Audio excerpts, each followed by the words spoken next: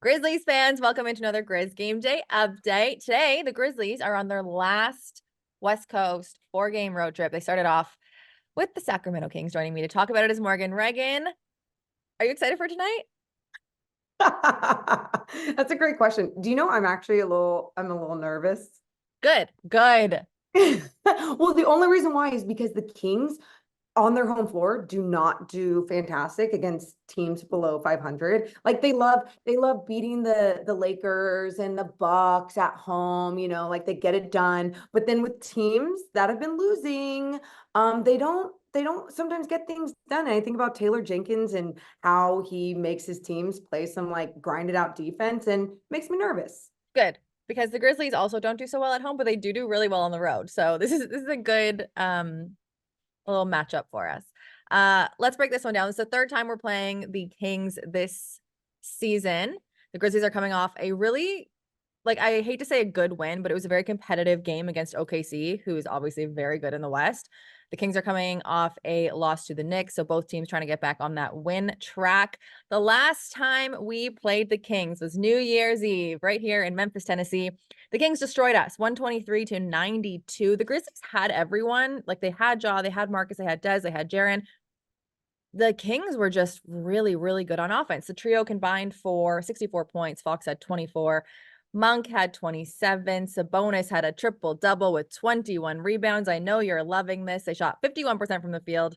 They outscored the Grizzlies by 30 points in the paint. What can the Grizzlies do differently tonight? What wasn't click in that game?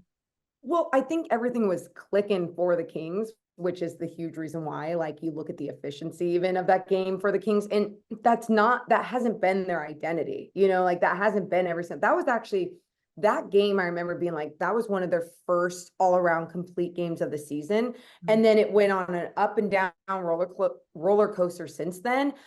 They've strung together some strong games, even though they did just lose to the Knicks. It was like competitive. So that was nice to see. So I think when I look at the Grizzlies tonight and I go, okay, what can they do to maybe slow down De'Aaron and Malik coming off the bench or whoever else, maybe even Keegan.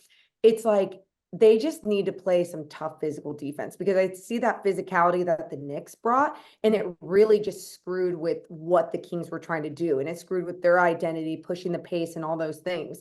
And I haven't watched enough Grizzlies this year. Sorry, no offense, just because like once they're losing, it's like, hey, I don't need to study up too much. But I'm curious to see now where, because of where they are with their defensive rating in the league, like what their defense actually looks like against a team like the Kings with a high powered offense at times. Yeah, so the Grizzlies hang their hat on the defensive end. That is absolutely for sure. You would want guys like Vince Williams Jr., Lamar Stevens. They're kind of like dog defense guys to be playing tonight.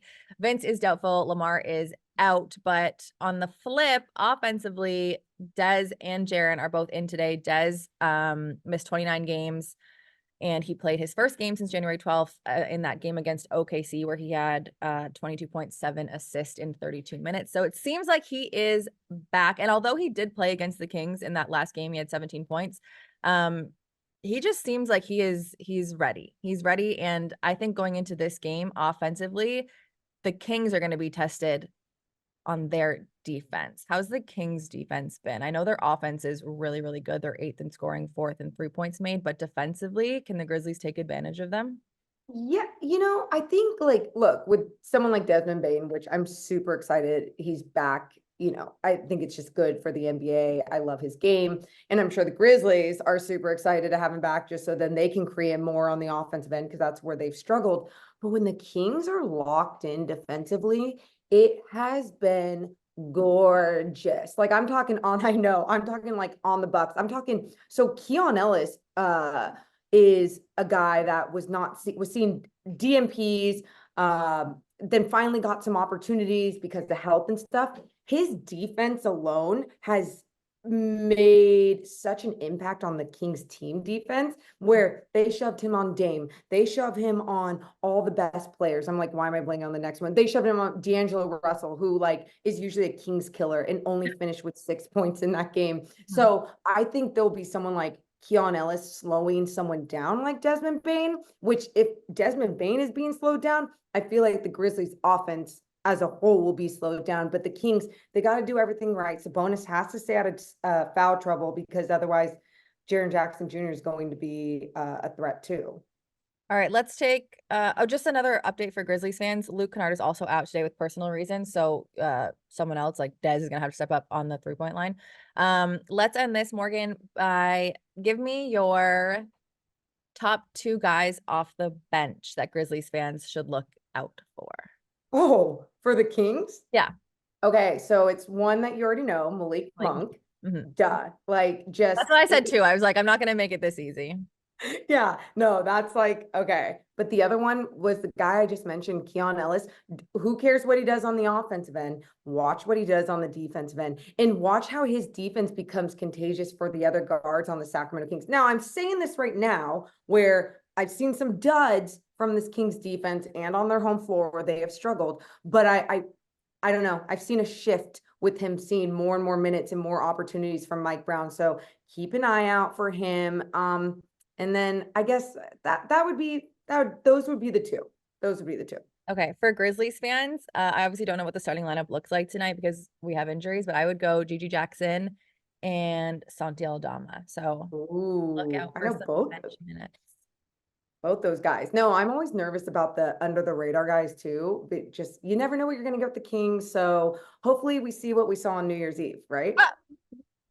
But like the opposite. Yeah, we can agree to that. Morgan, you're the best as always. Thank you, thank you, thank you. I hope it's a fun game tonight. And if it is, I will text you and gloat. And if it's not, you will never hear from me again.